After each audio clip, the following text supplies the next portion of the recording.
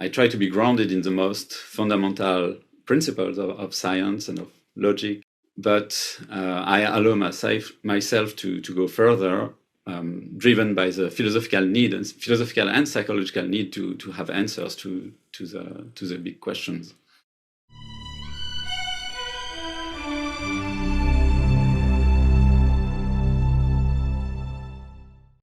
Welcome to Closer to Truth. I'm speaking with philosopher Clement Vidal, co-founder of the Evo Devo Universe community and author of The Beginning and the End, The Meaning of Life in a Cosmological Perspective. Our conversation is part of Closer to Truth series on the Novosphere at 100, the future of human collective consciousness. Closer to Truth is partnering with Human Energy in celebrating the 100th anniversary of the Noosphere. Clement, it's great to meet. Let's start with what is the Evo Devo Universe academic community? Hi, Robert. Very nice to meet you. So the Evo Devo Universe community is a community of scientists who have the feeling that cosmology shouldn't be only spoken about by physicists and cosmologists with the tools of physics, but also to broaden the vision of the universe with other conceptual tools and frameworks such as evolutionary theory and biological analogies and metaphors, and therefore we called it evolution, the Evo Devo Universe, evolutionary developmental. And the developmental is also very important because generally when we speak about cosmic evolution, we are actually speaking about a cosmic development because there is not, as far as we know, a population of universes competing. So it's more that the cosmos unfolds from the Big Bang and creates more and more sophisticated structures. So it's more a kind of a development. And yes, and so this vision, it's you can see it as a metaphor for tackling the understanding of the universe that is inspired by biology instead of just pure physics, as most cosmologists do, or computation. Also, that's a major metaphor, the clockwork or computational today view of the universe.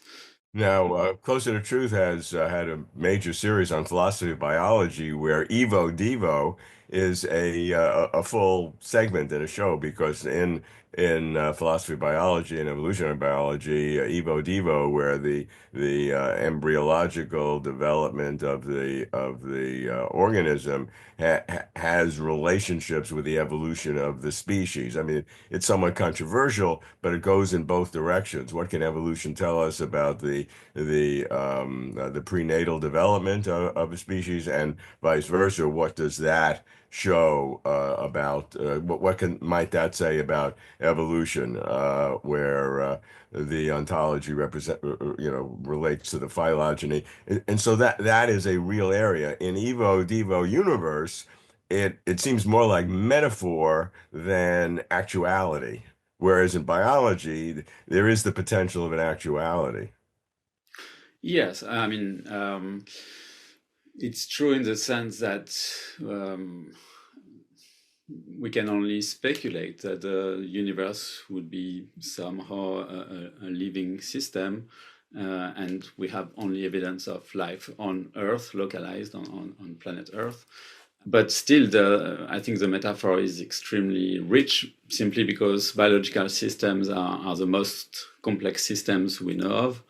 And so I think it's much richer than just equations from physics or computational consideration from theoretical computer science.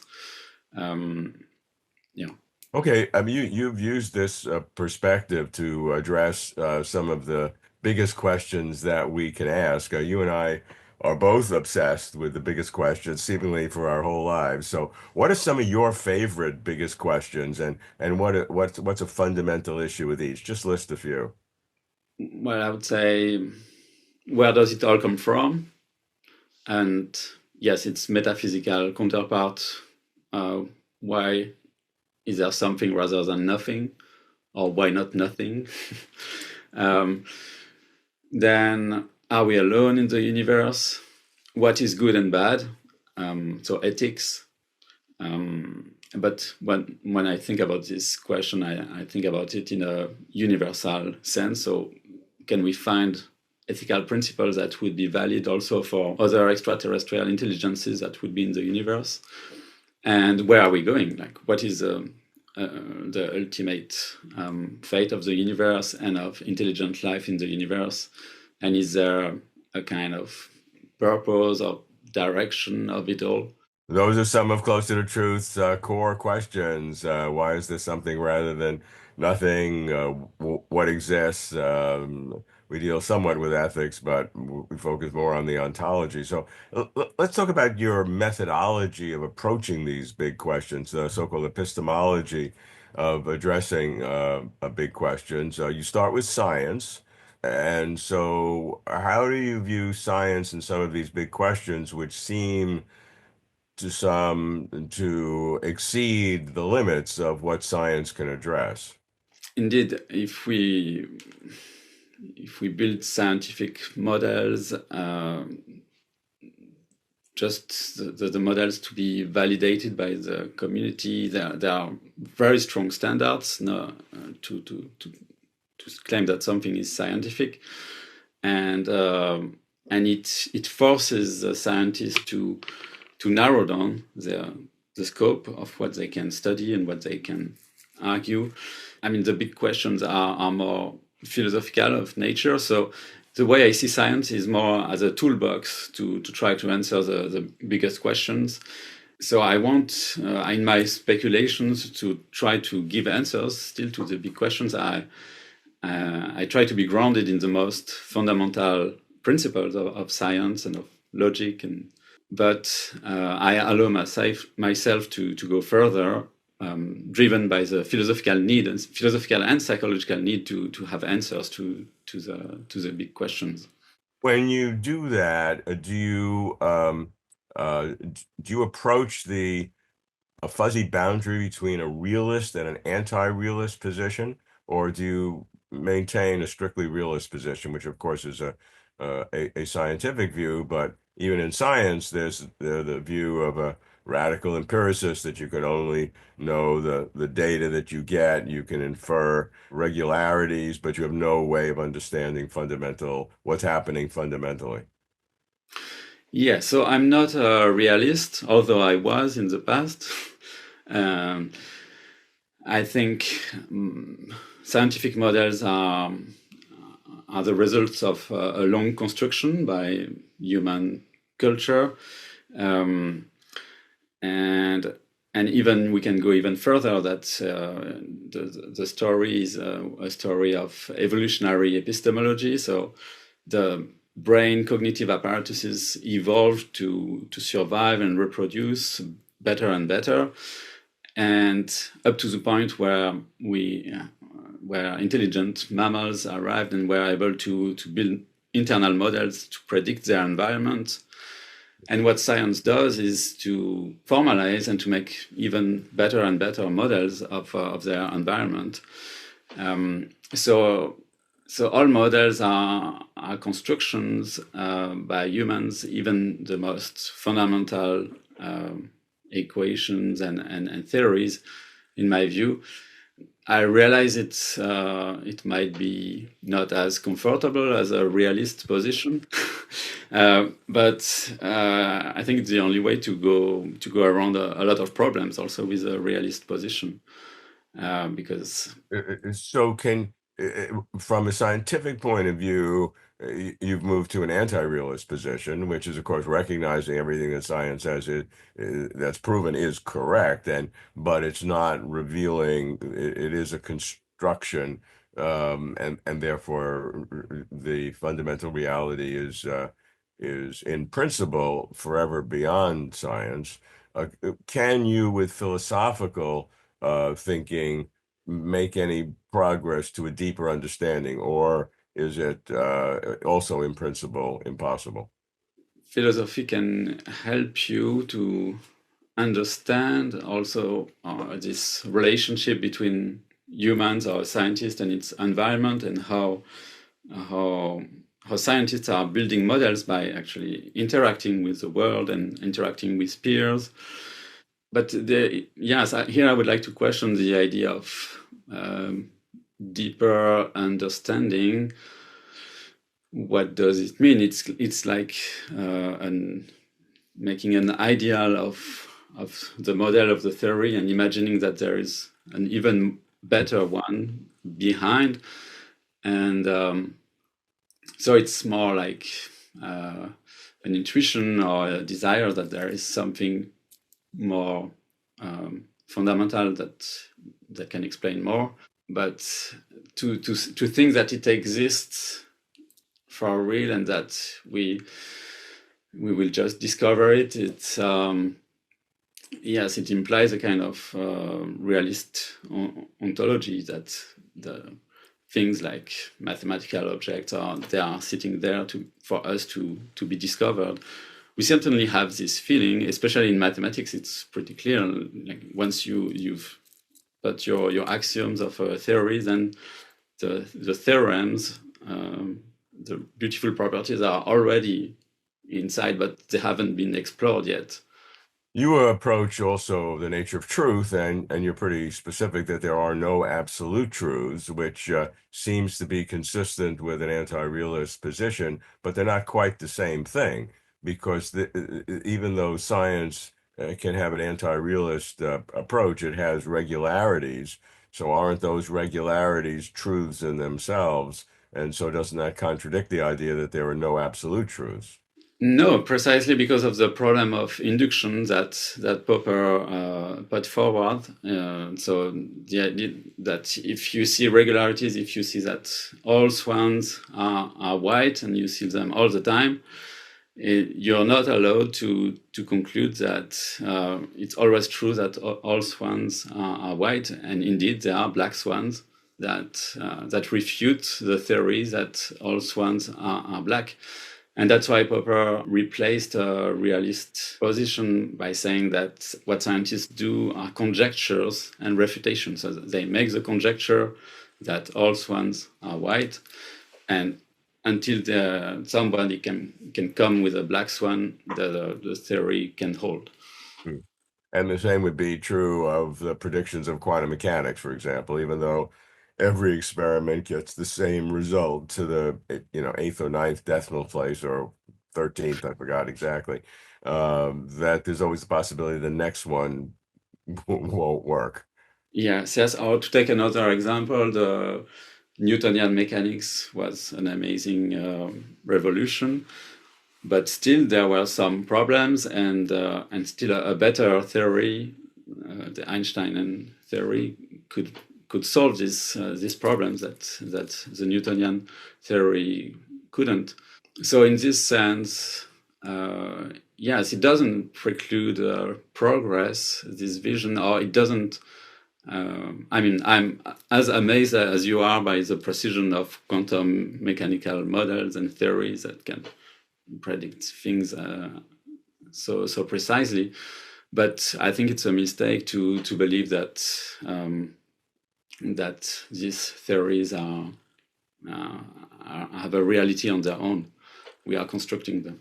Given your constructivist view of science, I was struck by the strength that you put in an evolutionary, shall we say, way of thinking about the universe and applying evolution from biology in a much broader sense, as if evolution were some sort of a ontological fundamental in your thinking. Is that a fair critique? Yes, and I would revindicate it in the sense that indeed, I think you're right that evolution is probably my bedrock metaphysics where I would start from. In a way, it's quite flexible because the essence of evolution is that it's a theory of change. So you're not stuck with material objects um, or fixed relations. Traditional science would have evolution in its classic way is a function of biology, of how biology develops. And in a very modest way would have just the development of physical properties following the Big Bang, whatever was before, inflation, Big Bang, laws of quantum physics, laws of physics, just developing from the initial conditions going forward. And of course, that's the foundation of modern physics in terms of the various equations, whether Lagrangian or Hamiltonian or the Schrodinger wave function, whatever your initial condition is, you can move forward with it. And that's a kind of developmental evolution, but it's not the same thing. I think your foundational evolution, taking the biology model, is more fundamental to your way of thinking about big questions than just that physical, equations moving forward. But yes, ultimately it depends also on which question we are addressing, which problem we are addressing. If we're speaking about uh, Newtonian physics, then evolution is irrelevant. So it depends on the particular problem that you're dealing with. Okay, you talk about I think 9 criteria and batteries of tests to compare and assess different worldviews. I don't want to go into all of them, but just give me a sense of what some of those criteria are where you assess different worldviews and how would that work? I proposed criteria to compare different kinds of worldviews, and I classified them in three broad categories. The objective criteria, so it's all about consistency, scientificity. The worldview should be scientific, and scope. A good worldview should have a wide scope, both in terms of explaining a large time scope and a large spatial scope. But also what influences our worldviews, especially if we go beyond science, are subjective criteria. So what fits with our existing beliefs, what is useful for us, and what provokes emotion to us will be selectively accepted, at least for positive emotions. Theoretically, the latter two can be a distortion of our belief systems, or our culture, our even our evolution. The former, the first, the objective, theoretically in science is much less subject to that. Yes, absolutely not. To make it clear, the scientific worldview should only focus on objective criteria. Uh, the subjective criteria and then the social criteria, um, which are social consistency. So, are your beliefs compatible with the ones of your peers in your group? Is this useful for the group? And does it tell good stories? So the subjective and social criteria are more criteria to explain the success of worldviews, of different worldviews. So, for example, religious systems, they are very good to help individuals to build communities, to give stories. They will give the messages in form of stories, and they will typically have processes to help people cope with their emotions. So all these are very positive things in the real world to be able to deal with the real world. The criteria of objectivity to integrate religions with science, for example, is something harder that traditionally the religions lag behind this integration. But I mean, I think that's the role of modern theologians, is to update the belief systems with current scientific knowledge. And in this sense, the religious worldviews, they are much more successful because they deal directly with our human nature, which is that we are emotional beings. We like stories. We like to be with others. We like rituals, and these are things that the scientific worldview misses completely. You also talk about seven fundamental challenges to any ultimate explanation, be it religion or science or anything else. What are some of those challenges? Yeah, so these are the what we call in our group the worldview questions. So the first question is about ontology, what is? The second is about an explanation, where does it all come from? The third is about futurology, or a model of the future, so where are we going? Then an axiology, or theory of values, which is what is good and what is evil. Then a praxeology, that's a term which means a theory of actions, how to act in the world. And finally, a kind of second order question, what is true and what is false, and how can we know about the world? So that would apply to any attempt at an ultimate explanation of anything, to use those criteria as kind of a matrix to understand it. I like that systematic approach because it can at least align what on the surface would be radically different kinds of worldviews. I mean, you mentioned science and religion as the prototypical examples, but using that specific criteria can kind of align the way of thinking in both cases. Now, what I think you do, though, is you take this evolutionary worldview, which we've discussed, where, intelligent life, and maybe intelligent life is not an accident in the universe, but is sort of built into the basic ontology of the universe and is a key for unlocking all the secrets. So if that's the case, how does an evolutionary worldview, which you propound, how is it analyzed by a few of those seven criteria to that each ultimate explanation, in your case, an evolutionary worldview, works? In terms of ontology, I think we discussed it already with a constructivist view of models and of science. So that would be this dynamics of intelligent beings interacting with their environment and building models that are more and more sophisticated. Where does it all come from? Well, the metaphysical take would be that the whole story would be a universal life cycle. So where a fine-tuned universe starts and develops life and complexity and intelligent life. Intelligent life in it understands more and more of it, and then realizes that there is heat death or another cosmic doom scenario, and then develops knowledge, science, and technology to be able to eventually be able to make a new universe through a black hole, and there a new fine-tuned universe can start, even though the previous one would die because of the second law of thermodynamics, and therefore the